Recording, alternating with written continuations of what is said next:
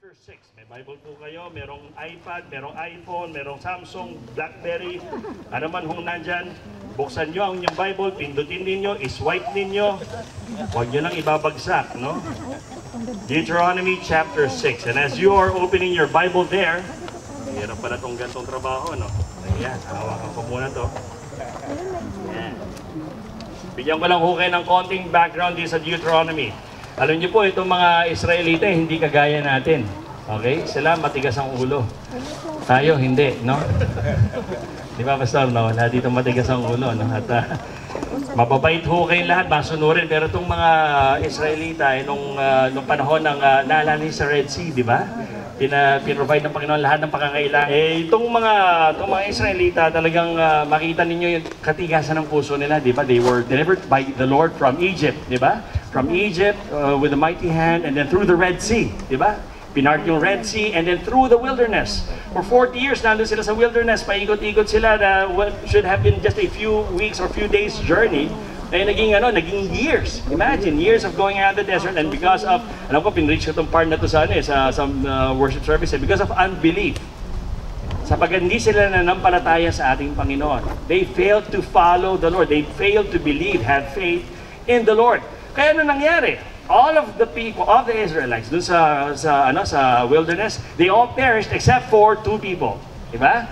Si Caleb at si Joshua. Si Caleb at si Joshua. Si Joshua na nagsabing, as for me and my house, we will serve the Lord. Si Caleb at si Joshua. So, nung namatay na lahat ng mga originally nang galing sa Egypt, nandun sila sa wilderness, meron ng bagong generation. Yung bagong generation na ni-raise up ng Panginoon from among them, at pagkatapos, they're now getting ready to enter the promised land. So, kinailangan ulitin yung law. So, Deuteronomy is a repetition of the law. Kaya nga sabi doon ang ibig sabihin ng Deuteronomy, second law. Ikalawang pagbibigay ng batas, no? Sapagkat namatay na yung mga originally pinagkalooban ng law sa Exodus.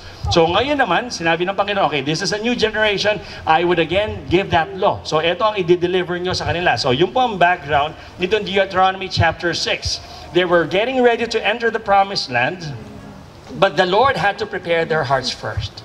They were getting ready to conquer the land, but they had to be prepared first to be able to conquer the land. So, sinabi ng Panginoon dito sa verse 1, now these are the commandments, the statutes, the judgments, which the Lord your God commanded to teach you, that you might do them in the land whither you go to possess, that you might fear the Lord your God, to keep all His statutes, His commandments, which I command you, your son's son, all the days of your life, and that your days may be prolonged. So, ito yung command.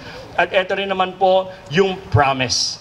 At kung papansinin niyo to, this is generational. It's a command not just for the fathers or mothers, for the parents, but also for the children. So this is something that you have to pass on. Alam niyo po tayo lahat tayo dito ay kabilang ng isang pamilya. Whether yung pamilya nyo ito talaga yung original o ito yung adoptive family, kabilang po kayo ng isang pamilya. Whether ang kinoconsider nyo family ay yung church, kabilang po tayo ng isang pamilya. Di ba? May kanya-kanya tayong pamilya.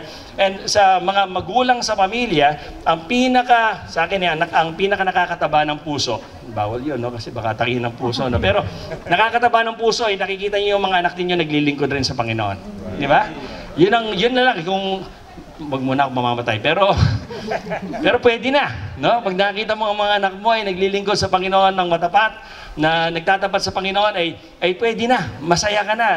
Punong-puno na yung puso mo, yung lahat ng gusto mo para sa mga anak mo, nakikita mo sa kanila.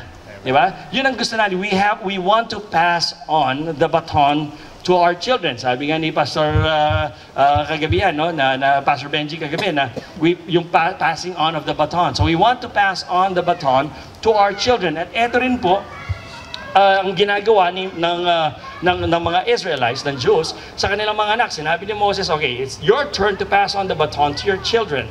Ang problema, according to statistics ng Southern Baptist Convention, yung kanilang group that handles family affairs, sinasabi na 88% ng mga mananampalatayang halos pinanganak na sa church, na 18 years old and below, after they turn 18, nawawala na sa church. 88% ng mga mananampalataya na lumaki sa church, when they get to 18 years old, they leave the faith. It's not just leaving the church and going to another church, but actually really leaving the faith, questioning the faith, and eventually leaving the faith. 88%. At siguro kaya na kayo makaka-identify kayo ng mga young people sa church ninyo na alam nyo, tapat-tapat din man itong batang ito, yung pamilya mo, noon makikita mo na nandun palagi sa loob ng church. Pero after some years, nung nag-college na, nung nag-18 na, biglang nawala na sa church. Nung nakabarkada na ng iba, nawala na sa church. Palagi ko, lahat tayo ay merong mga ganyang kakilala. Ng mga mananampalatayang bata na hindi nagtagal sa church. Samantalang ang church, ang youth, ito yung future ng church natin. This is the future of the church. Di ba? Yung mga kabataan, nakikita nyo dito, mga kabataan kumanta kagabi, mga kabataan umiikot-ikot dyan, kayo, yan. No? Yan ang future ng church. Di ba? Yan ang pagpapasahan natin ng baton ng church, ng pag-handle ng church. So, what can we do? Alam niyo po, noong 2010, August 2010, CNN ran a story na based on a book by a professor sa Princeton Theological Seminary, si Kendra Dean.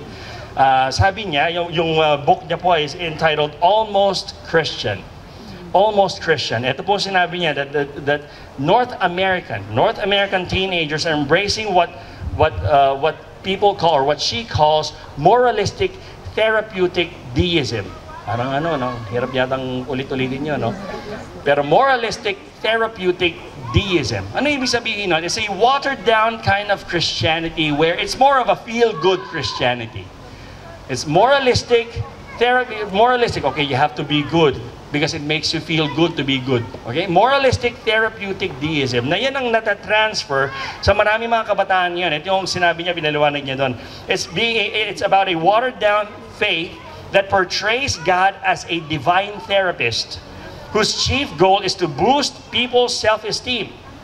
Ang nangyayari, yung mga parents, yung mga magulang, and even pastors, parents somehow, unwittingly, transfer that kind of an idea to their kids. And the pastors, maybe unwittingly also, transfer that kind of idea to the teenagers of the church through their preaching. Sabi niya, this kind of imposter faith is one reason teenagers abandon the church. If this is the God they're seeing in the church, sabi ni Kendra Dean, they are right to leave us in the dust because churches don't give them enough to be passionate about. Churches don't give them enough to be passionate about. So, what could a parent do then? Anong pwedeng magawa ng isang magulang? Sinabi niya, 2 words. Kanina, napag-usapan namin ito ni Pastor Jun kanina, no? Radical. Sabi niya, get radical. Get radical. So ano ibig sabihin ng getting radical? Sabi niya ito, that parents who perform one act of radical faith in front of their children convey more than a multitude of sermons and mission trips. Okay? One act of radical faith. And what could that be? A parent's radical act of faith could involve something as simple as spending a summer in a depressed situation, in a shanty, maybe in the Philippines, working on an agricultural renewal project, or turning down a more lucrative job offer to stay at a struggling church. But it's not enough to be radical. Parents must explain this is how Christians live. In other words, it's a life of sacrifice. Parents should teach their children that this is how Christians live. If you don't say you're doing it because of your faith, kids are going to say, my parents are really nice people. Mga mababait na mga tao sila. But it doesn't register that faith is supposed to make you live differently unless parents help their kids connect the dots. So it's a challenge to us parents to actually connect the dots, to let the children know that a life of sacrifice is actually the way of Christ. It's actually the way to live the Christian life. And that's what the Bible says, di ba? May mga sacrifices na dapat tayong ginagawa. And then when she surveyed yung mga teenagers na nananatili sa church, yung di ba 88% umaalis, no? Ba't nananatili yung iba? Bakit nananatili yung 12%? At yun na napansin niya sa mga teenagers na yan. She found out that these teens share 4 common traits. 4 traits. 1, they have a personal story about God that they can share. They have a personal story about God that they can share. They have a deep connection to a faith community, a deep connection to the church. So they don't just go to church, they are involved in church. And then third, they have a sense of purpose. They know why they're doing it. And fourth, they have a sense of hope about their future. A sense of hope about their future. Alam niyo yung apat na to, nung binasa ko yung article na yon, at nakita ko din sa Deuteronomy chapter 6. Sabi ko, ito si Kendra din bago pa niya sabihin yun, nakasulat na dito sa Bible. No? Yung idea ng having a personal story about God, nandito yun. The Israelites have a personal story about God, a deep connection to a faith community, yung community of yung Israelite community, a sense of purpose. They know that the reason why the Lord took them out of Egypt through the wilderness and to the promised land is for worship. They were created for worship. They have a sense of hope about their future. They know that God is with them and therefore they can go and conquer the promised land. So, etong mga ideas na to nandito na sa scripture. So, tingnan po natin itong mga sinabi din sa Deuteronomy chapter 6. And I found here, as I read this chapter, I saw 5 principles. Okay, 5 principles. 20 minutes each. No, hindi naman, no? Pero just in case na hindi ko matapos tong mensaheng ito, si Pastor John di tatapos. Okay, so the first principle is the principle of the covenant. Principle of the covenant. Second is the principle of character. Principle of character. Third, principle of communication. Fourth, principle of consistency. And fifth, the principle of confirmation. So, covenant, character, communication, consistency, and confirmation. So, where do we see it here? Verses 1 to 4, makikita natin po yung principle of the covenant. That it is a recognition of the covenant that God has with His people Israel. God is a covenant-making God. From the time of Abraham, di ba? Genesis chapter 12, I will make you a great nation. Yun na yung covenant na in-establish ng Diyos. At yung Deuteronomy chapter 6 was actually based on that covenant. It's verses 1 to 4. The reason why God was fulfilling that to the Israelites is because He initially made a covenant to Abraham. Made a covenant with him and said, okay, etong covenant na ginagawa ko sa is not dependent on your faithfulness, because I know there will be times when you would be unfaithful, but it will be dependent on my faithfulness. Sad thing is, like yun nangyari dun sa mga Jews na hindi naka-enter sa promised land, they suffered in the wilderness, but at least Israel was able to enter the promised land. So hindi nila na-enjoy yung blessing because they failed to follow, they failed to be faithful, no? So there's the principle of the covenant here na yung pinramis ng Panginoon kay Abraham thousands of years ago, sinabi ng Panginoon, I am going to fulfill it in your day and time. In chapter 6, makikita nyo repeatedly from verse 1, 2, 3, 4, 5, verses 1, 2, 3, and 4, and 5, makikita nyo yung ulit-ulit na sinasabi yung the Lord your God. The Lord your God. And the word Lord there is Yahweh, Jehovah. Jehovah your God. Jehovah your God. Ano yung Jehovah? No? Ito yung personal name ng Diyos sa Old Testament. That was the name that He used to introduce Himself to Israel. Sapagkat when you say the name God, it's too generic. Kasi yung iba't ibang mga religious groups, may kanya-kanya silang Diyos. But there's only one true God, and He introduced Himself as Jehovah, as Yahweh. Kaya ilang beses inulit yan, each verse from 1 to 5, Yahweh, your God. So this is your God. This is the one who made a covenant with you. This is the one who introduced Himself to you, who said that I will be faithful to you. Regardless of what happens, I will be faithful to you. Regardless of your faithfulness, I will be faithful to you. Regardless of your obedience, I will still let Israel enter the promised land because I am a faithful God. So yung passion ng Diyos, His passion was rooted in that covenant. Okay? This was rooted in Himself, actually. That's why He made that covenant to Israel. So, verses 1 to 4, that is the principle of the covenant. Diyan nagsisimula po ang lahat.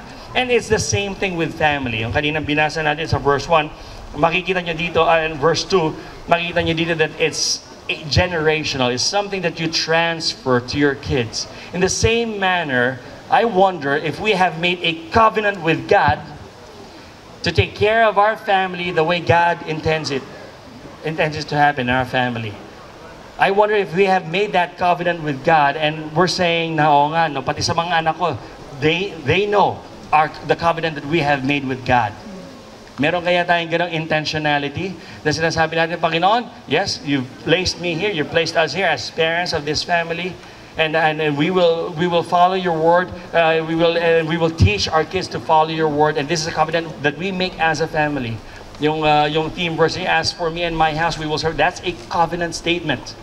That's a covenant statement. At sana kaya rin natin sabihin yun, no? Panginoon, I'm making a covenant with you. So this is not just a personal covenant, but it's a familial covenant. It's a family covenant that we make with you, that we will follow you. So that's the principle of the covenant. Yung ikalawang principle is the principle of character. Principle of character, verses 5 and 6. Well, let's read verse 4. Let me read verse 4 first.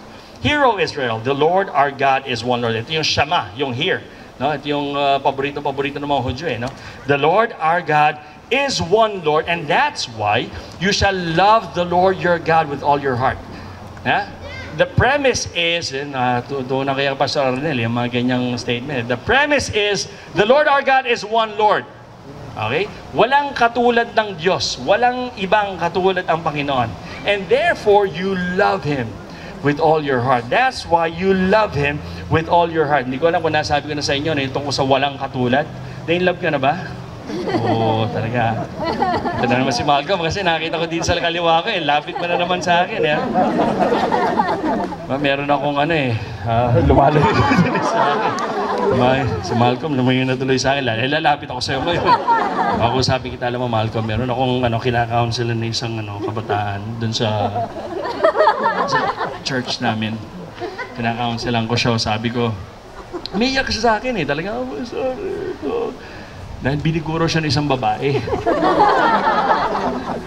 Biniguro siya ng isang babae, iyak siya na, Pastor, talagang wala akong katulad niya, walang katulad niya, Pastor, wala talaga gano'n. Yung alam niyo yun, nung ang nakakatakot nun, sabi sa akin, Pastor, uminom na ako ng asin bakit sa babae? Dapat tayo ako gano'n. Anong ininom mo? Kasi ininom mo? Anong nangyari sa'yo? Napaganon ako kasi uminom ng acid. Halika, dadalhin kita sa ospital. Ano bang acid ang ininom mo? Yung ascorbic acid, Pastor. Totoo, wala akong joke. Akala niya yata, ilan na ininom mong ganon? 5 po, Pastor. Iihi mo rin yan. Ilalabas mo. Sabi ko, buti lang ascorbic acid yung ininom mo. No? So kung may acid kung iinamin yun, ascorbic acid. So iyak siya ng iyak ng gano'n. Sabi niya, Pastor, walang katulad nitong babaeng to. Talagang walang. Sabi ko sa kanya, magpasalamat ka, walang katulad ng babaeng yun. Basta, bakit, Pastor? Kasi kung may katulad nyon, bibiguin ka rin nun. Diba? Diba? Sa totoo lang, diba? Kung may katulad yung babae nyo, liligawan mo, bibiguin ka na naman nun. Sasaktan ka na naman nun. 5 ascorbic acid na naman yan. Gastos. Diba? Kaya pasalamat kayo, walang katulad nun. So, pag may bumigo sa inyo, ikaw yata yun ang bibigo no? Pag may bumigo sa inyo, okay lang, sabihin mo, salamat Panginoon, dahil nag-iisa lang siya, kunin niyo na siya, Lord. Salamat kayo sa Panginoon, nag-iisa lang yan. Bakit? Kasi hindi nakibibigoin uli niyan, kasi nag-iisa lang siya. Okay ba yan? Okay ba yan? Kaya okay lang yan kung biguin ka nun, Pero alam niyo, pag sinabi sa Bible na there is no one like God, yung sinabi dito, Hear, O Israel, the Lord our God is one. Ibig sabihin ng walang katulad niya, hindi ka bibiguin. No? There is nothing like Him. His faithfulness, lahat ng katangian na binigay ng Diyos about Him, walang katulad nun. That is who He is. At walang katulad niya. And that's why, the way we love God is that you shall love the Lord your God with all, puro all yan, no? All your heart, all your soul, and all your might. You shall love the Lord your God. Yan yung principle of character. And these words which I command you this day shall be in your heart. Now, let me ask you, mahirap bang mahalin ng Diyos? Huwag niyo na sagutin out loud, pero sagutin yung sarili ninyo. Sa ibang mga tao, sasabi lang, ang hirap mahalin ng Diyos kasi una, sige, tanungin ko na lang ho kayo talaga. Bakit para sa iba? Huwag na para sa inyo, Bakit para sa iba mahirap mahalin ng Diyos? Sige.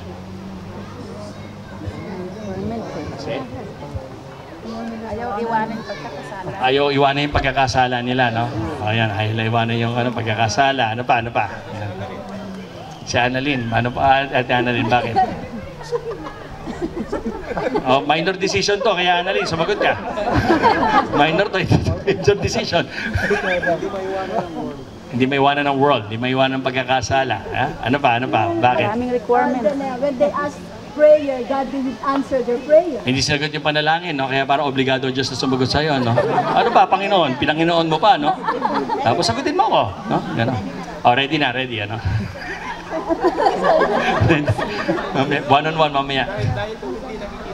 Hindi nakikita ang Diyos. Magandang sagot yun. Alam mo, nasa Bible yun. Ang ganda ng sagot ni Annalyn, no? Oh, minor decision talaga, no? Hindi nakikita ang Diyos. Merong dahil sa kasalanan, because of worldliness, hindi sinagot ang panalangin, hindi nakikita ang Diyos. Ang hirap mahalin ng isa na hindi mo nakikita. Di ba? At least yung asawa mo, nakikita. Kahit na pagpikit ng aking mga mata, siya pa rin ang amis. Ang mukha niya ay nakaukit sa aking isip. Ang pangalan niya ay nakataga sa aking puso. Kaya yun. Kaya pagising ko sa umaga, tingin kape. Naalala ko, pinagagawa niya ako ng kape sa umaga. Happy birthday ulit. Alam nyo, totoo yun, yung sinabi niya, hindi yun lahat. Gusto ko lang i-point out yung sinabi ni Annalyn, hindi namin ito pinag-usapan, pero hindi mo nakikita. Ang hirap mahalin ang hindi mo nakikita. Pero that's why, when we love God, we also do it out of faith. Pananampalataya rin. Alam niyo yung sinabi dun sa, may verse para dyan. Sinabi niya sa 1 Peter chapter 1. Sabi sa verse 7, that the trial of your faith, being much more precious than of gold that perishes, though it be tried with fire, might be found unto praise and honor and glory at the appearing of Jesus Christ. So you're being tried, and you're being tried because of what? Because of your love for God. Verse 8, whom you have not seen. Sabi doon, whom having not seen, you love. Kaya na hindi mo siya nakikita, mahal mo siya. In whom though now you see Him not, you believe. No, you love and you believe, you rejoice with joy unspeakable and full of glory. Alam niyo po, pag sinasabi natin ng iba na hindi madaling mahalin ng Diyos, I always go back to Deuteronomy chapter 30, starting from verse 11. Sabi dito, and it's all about loving God. Doon sa verse 6, makikita niya, is about loving God with your heart. Then verse 11 says, of Deuteronomy 30, for this commandment which I give you this day, it is not hidden from you, neither is it far off.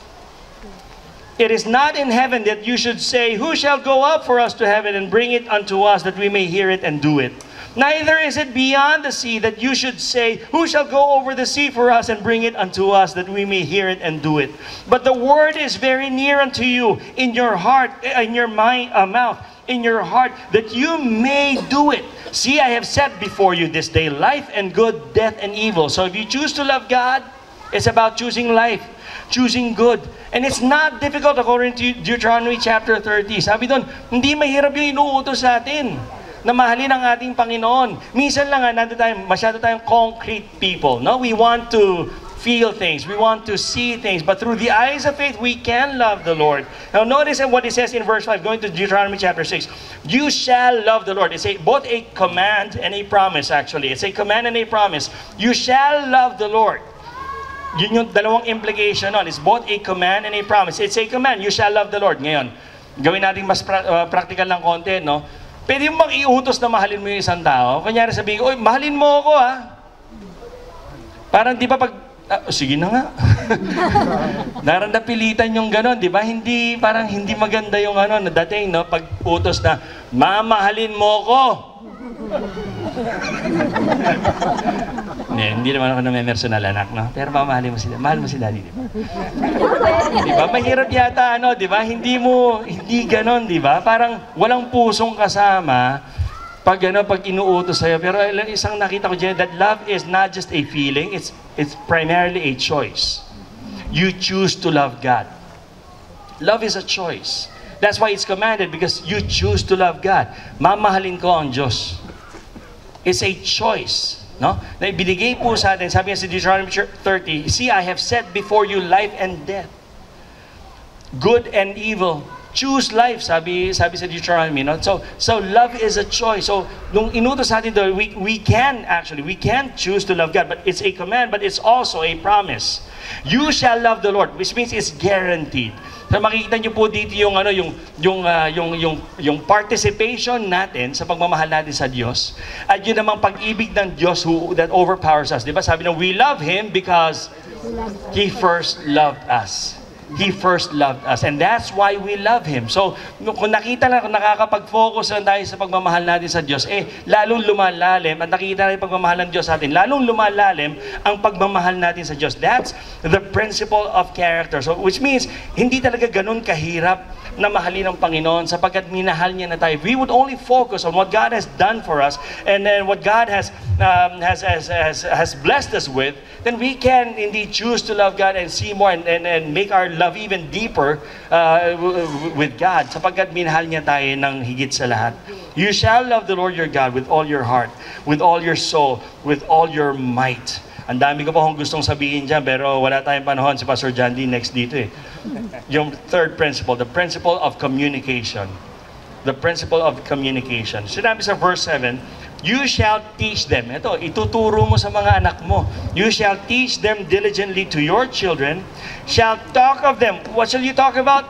About loving God. You shall talk of them when you sit in your house, when you walk by the way, when you lie down, and when you rise up. You shall bind them for a sign. Yung phylacteries ng mga Pharisees, no? For a sign upon your hand, and they shall be as flawless between your eyes, and so on and so forth. So, yung idea po dito is teaching these things to your children. Tuturo natin yung pagmamahal sa Diyos sa ating mga anak. Alam niyo po yung word na teach them diligently in the Hebrew language is only one word, weshinatam. Weshinatam. Na ano ibig sabihin ng weshinatam? Literally, to sharpen. In other words, if there's one thing that we need to be sharp on, it's on loving God. Diba, we want to be sharp about other things. Like, gusto kong siguro kayo gusto maging sharp accountant, sharp pastor, sharp engineer, sharp employee, or ano man. Gusto you want to be sharp at something. But according to the scriptures, if there's one thing that we should all be sharp at, it's about loving God. You have to be sharp about loving God. So you teach them diligently, which means you sharpen your kids, you focus them onto loving the Lord with all their heart also. So yun ang focus natin. And here's the problem. The problem is we leave the training to the church. Di ba? Hindi ako marunong magturo sa anak ko patungkol sa pagmamahal sa Diyos. Punta kang church. Tanong mo si Pastor Nars. Sa yan patungkol doon. Makinig ka ng preaching. Yan na yun. No? Na hindi ko kaya ituro sa pamilya ko yan. Pero yan ang sinabi dito. Kailangan tayo mismo mga magulang, yan ang primary responsibility na sa pagtuturo sa mga anak natin patungkol sa pag-ibig sa Diyos ay nasa atin. Hindi kay Pastor Nars. Hindi sa sinamang pastor natin dito, kundi nasa mga magulang. Tayo ang magtuturo sa mga anak natin patungkol sa pagmamahal sa Diyos. And that's a big problem. I think that's one of the reasons na pinoint out rin ni Ken Radin kung bakit marami mga kabataan ang nag-aattend ng mga magagandang churches with great preaching pero eventually they fall out of the faith. Why? Kasi hindi nakikita sa tahanan yung pagmamahal sa Diyos Walang tinuturo, walang reinforcement, walang ganun patungkol sa pagmamahal sa Diyos. Alam niyo po, we're part of a Christian school. Yung naalala niyo ba yung library na binibuild natin sa Pilipinas, no? Meron po akong Yema, may Yema pa. Sa mga nakakalam, alam niyo yung Yema. No? Pero yung Christian school na yan, ang dami namin mga youth na nandun sa school na yan from nursery to high school. Pero afterwards, after they graduate, biglang nawawala sa church, nawawala sa pananampalataya. Biglang makita mo yung buhay, parang, anong nangyari dito? Di ba tinuruan natin to? At madalas sa akin, kasi I taught 3rd and 4th year high school. So yun ay parang, dito dati ay 11th and 10th, 12th grade. No? Tuturo ko ng Christian values. No? Pag nakikita ko sila afterwards, sabi ko, tinuruan ko itong batang to Ganda naman, may iyakan pa kami. May uhog pa lahat. Tulo lahat. No? May ganun May follow-up naman akong ginagawa sa kanila. Pero, and when I look at their family, kinakausap ko yung mga magulang, nakikita ko yung problema. Ayun ang problema. Nakikita sa school na ituturo dito, pero ilang bang minuto lang magtuturo sa school, sa classroom. Di ba? Oo, nakakausap po yan sa labas ng classroom, meron pang counseling, pero ilang minuto lang ba yun? Pero yung kasama mo sa tahanan ng mga magulang mo. God. Principle of communication. Fourth is a principle of consistency. the principle of consistency. Verses 10 to 19, makikita niyo po yan. It's not just about you following the Lord when you are in the wilderness and when you enter in order for you to enter the promised land. It's about continuously following the Lord even when you're already in the promised land. Magpapatuloy kayo sa pagsunod sa ating Panginoon. Sabi niya sa verse 10, it shall be when the Lord your God have brought you in the promised land, which He swore to your fathers, yung covenant, no? To Abraham, to Isaac, Jacob, to give you great and goodly cities, which you did not build, houses full of all good things, which you fill not, and wells digged, which you have not digged, vineyards and olive trees, which you plant not. When you have eaten and be full, then beware lest you forget the Lord. Don't forget the Lord. There's that consistency. Even when you have enjoyed the blessings, you have to keep on following the Lord. Don't forget the Lord who brought you forth out of the land of Egypt from the house of bondage. You shall fear the Lord. Serve Him. Shall swear by His name. You shall not go after other gods, of the gods of the people which are round about you. Very powerful. Because it's so easy to make your commitment in this kind of a setting. In a camp setting like this, where at least one mind and heart, no, in following the Lord. One say, as for me and my house, we will serve the Lord. I've been to many camps. Hindi pa ako pinapanganak, nasa camp na ako. Pinagbubuntis pa lang ako ng nanay ko, nasa camp na ako. Naglalaro pa lang po ako ng piko. Si Pastor Jandy, nagpipreach na. Nagpipreach na si Pastor Jandy. No? Yan po si Pastor Jandy, isa yan sa mahuhusay na leaders namin sa mga camps noon. Totoy pa lang po ako. No? Siya kuyang-kuya na. Pero hindi ho nagbago si Pastor Jandy. Hindi din si Pastor Jandy. Siya pa rin yung gwapong Pastor Jandy. Diba? Tama ba? Amen, amen. Hindi ka alis, ha? Next preacher ka eh. Ang dami ko ng camps na natin, na pagpalaging, and I've directed a lot of camps also, youth camps, na pinangunahan ka. Tapos when you give an invitation where you ask people to come forward, talagang halos gumugulong yung mga kabataan sa harap. Talagang they're bawling, they're crying, talagang sumisigaw pa yung iba, nakaluhod at lahat. Tapos nandun yung init. Ang init. Talagang para pag hinawakan mo, para mapapaso ka. Pero bigyan mo ng isang linggo, meron nga isang counselor nasanay na siya ng ganong system no? Yung mga campers, ang iinit dito, pero pag uwi niyan, tinan mo. Ganon rin yan. Sabi nung minsan nag-usap ko ng counselor, Pastor, yung taong yan, ang init-init, no? Lalamig din yan, sabi nung. Ine-expect na niya, no? Lalamig din yan. Bigyan mo lang panahon, lalamig rin yan. Kasi talagang ang daling maging mainit sa Panginoon pag gantong setting. Nakakapakinig kayo ng preaching, pag nakakakanta tayo ng mga gantong uri ng songs, tapos nakakapagbasa tayo ng scripture and you're around people of the same faith. Ang daling mag-init sa Panginoon Pero hindi pagiging consistent, yung pagkatapos nito yun. Parang ang bilis natin rin lumamig. Sapagkat palagi nga narinig ko noon sa mga camps namin, preach na ito ni Pastor Pio, ni Pastor Gavino, kaya na si Pastor Brido na sabi na ito, mas madaling bumaba kaysa umakyat. Mas madaling bumaba kaysa umakyat. Mas madaling, in other words, mas madaling lumamig sa Panginoon kaysa mag-init sa Kanya. Mas madali yun. Mas madaling mas madaling malimutan yung napag-aralan natin na napag-usapan. Yung patungkol sa pagmamahal sa Diyos na ituturo natin sa mga anak. Mas madaling sabihin natin pag nandiyan na tayo sa mga tents natin, anak, narinig yung sinabi ni Pastor, so ngayon, gagawin natin.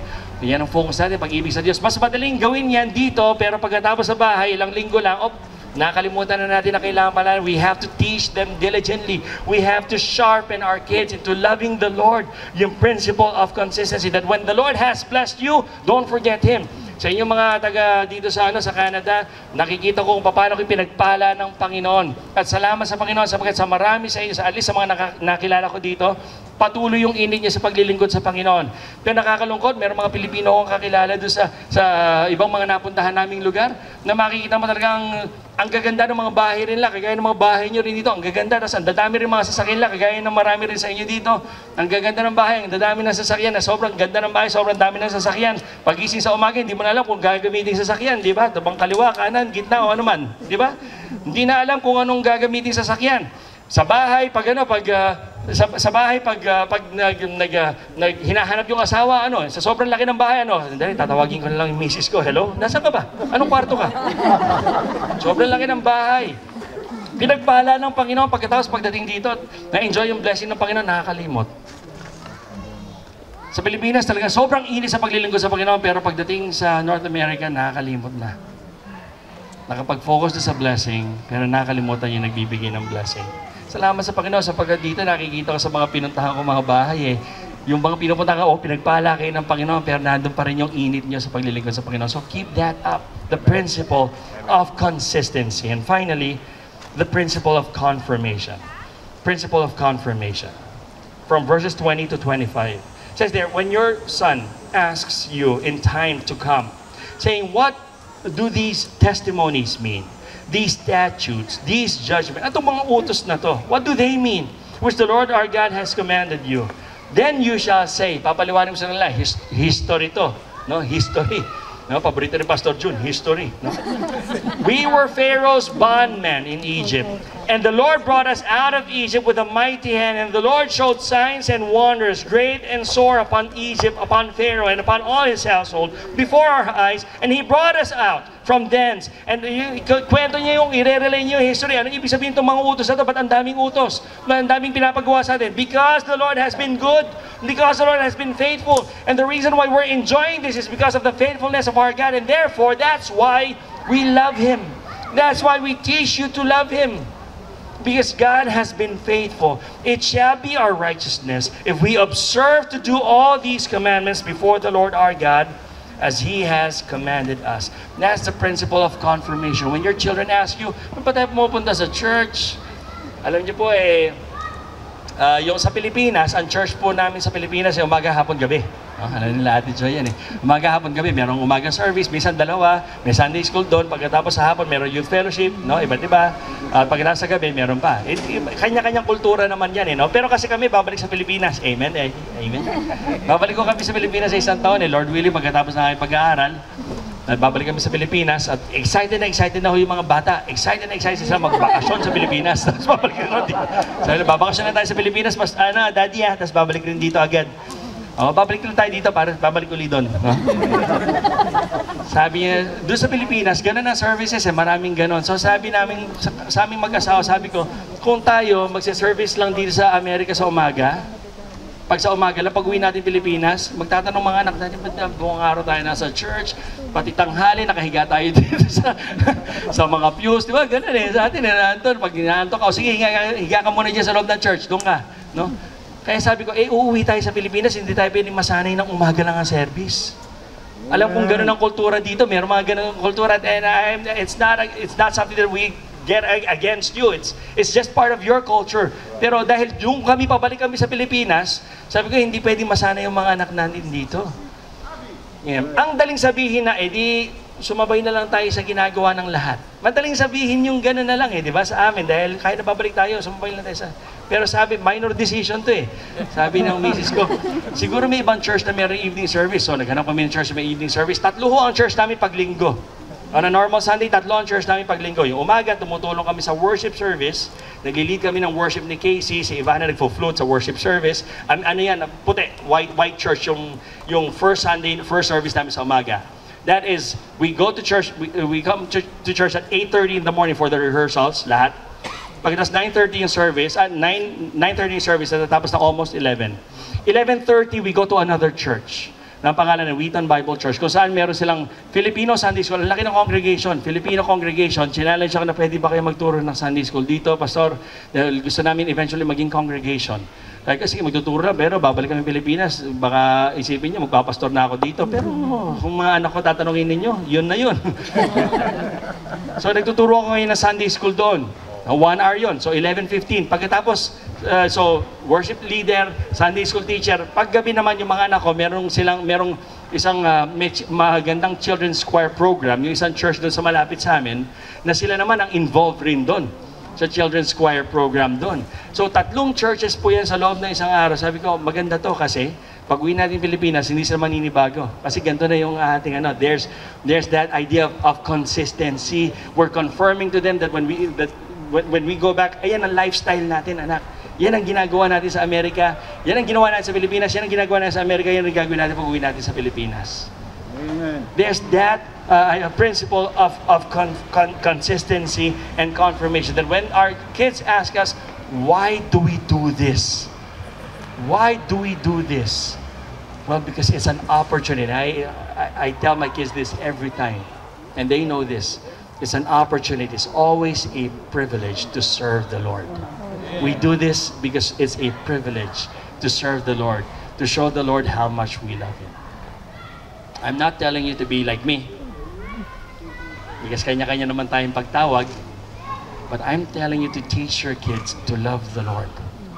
To love the Lord, to sharp. If they have to be sharp at one thing, if you parents have to be sharp at one thing, be sharp at teaching your kids to love the Lord. Be sharp at teaching your kids to love the Lord their God with all their heart, soul, mind, strength. Why? Because paglaki niyan, we're passing the baton to them and they will pass it to the next generation and the next and the next and the next and the next. Let's pray. Amen. Panginoon, maraming salamat sa inyong salita. Even before Kendra Dean wrote her book, it's already in scriptures. Nandito na, Panginoon, yung mga principles na ibinigay niyo sa amin about teaching our family, raising our family the way you want us to raise our family. And Lord God, you care for the family. You created the family after all, dear Father. So we pray, Lord God, that as a family we would be able to make a covenant with you, to serve you, to worship you, to love you. That there would be a principle, the principle of character would be also seen in our life, Lord God. That the loving God is not just about going to church, but really about teaching our kids to love God even in our homes, dear Father. Help us, Lord God, to be able to communicate your faithfulness, your teachings to us, to our kids, dear Father. Help us to be consistent, Lord God, na sa pagpapala niyo po sa amin ay huwag po namin makakalimutan, Panginoon, ang inyong ang nagpala sa amin. Sapagkat dahil sa pagmamahal niyo sa amin, binigay niyo ito, at dahil sa pagmamahal namin sa inyo, Panginoon, paglilingkuran namin kayo. Help us, Lord God, to always be able to confirm to our kids if they ask us, Lord God, kung bakit natin ito ginagawa. Why do we love the Lord? Why do we do these things? Why do we go to church? Why do I have to be involved? Why do I do this? It's not because I said so, but it's because we love you. And we want to show you how much we love you, Lord God. So help us, Lord.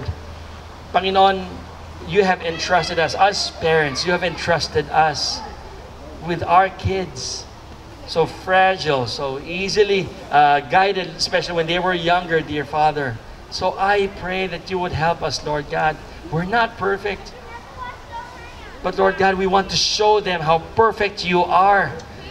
That, Lord God, you have loved them perfectly. That even through our imperfections, Lord God, I pray that you would shine through us, dear Father. That our kids would be able to see how perfect you are, even in the middle of our imperfections. Help us, Lord God. I pray for these parents here, Lord. And as all eyes are closed and all heads are bowed, sa mga magulang na nandito ngayon, I want to give you this opportunity to just pray for your kids. And ask the Lord to help you, teach them to love the Lord your God with all your heart, soul, mind, strength. Pray for your kids and pray to the Lord. If you're seated beside your spouse, manalangin kayo magkasama ngayon sa Panginoon. Sabihin niyo, Panginoon, tulungan niyo po kami.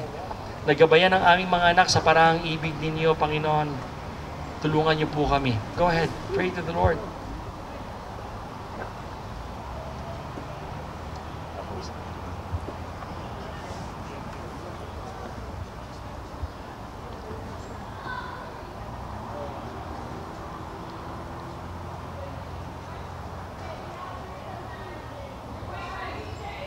Sa mga anak na nandito, why don't you start that covenant relationship with God? If you've already received the Lord as Jesus as your Lord and Savior, why not affirm that and say, Lord God, I want to love you with all my heart, soul, mind, strength.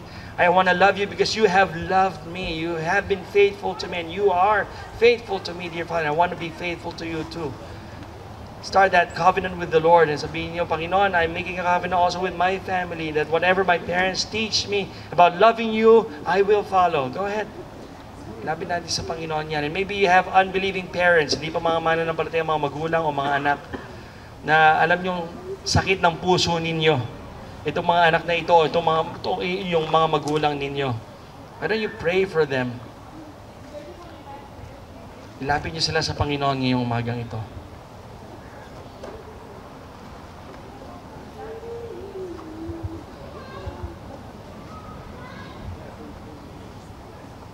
Panginoon, you heard the prayers, but more importantly, you saw our hearts. I pray that you answer our prayers according to your will, according to your way. Help us, dear Father, to teach our kids to love you. Because it's not that difficult to love you. Through the eyes of faith, we can say, we love you, dear Father, and we'll teach our kids to love you. In Jesus' name.